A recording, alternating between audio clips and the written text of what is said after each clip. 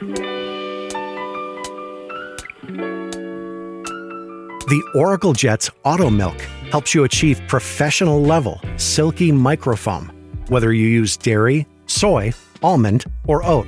Here's everything you need to know about milk texturing with Auto MilQ.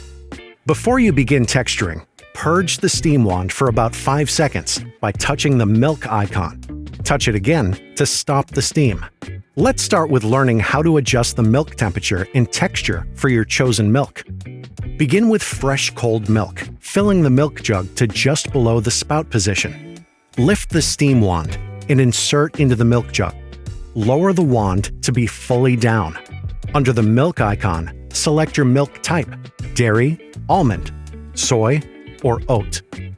If using alternative milks to regular dairy, due to their fat and protein structure, these will require different steam pressure, temperature, and duration to create silky microfoam, ideal for latte art. While alternative milks are harder to texture and overheat easily compared with regular dairy milk, the Oracle Jet's Auto MilQ function makes milk texturing easier than ever. Adjust the milk temperature and the milk texture on the screen for your desired outcome.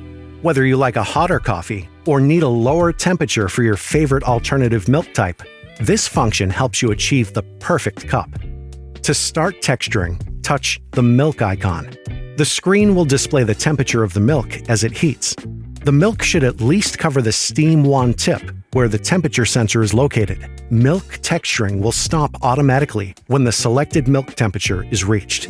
Lift the steam wand to remove the milk jug. Wipe the wand and tip with a clean, damp cloth. Then, lower the wand to a downward position to activate automatic purging.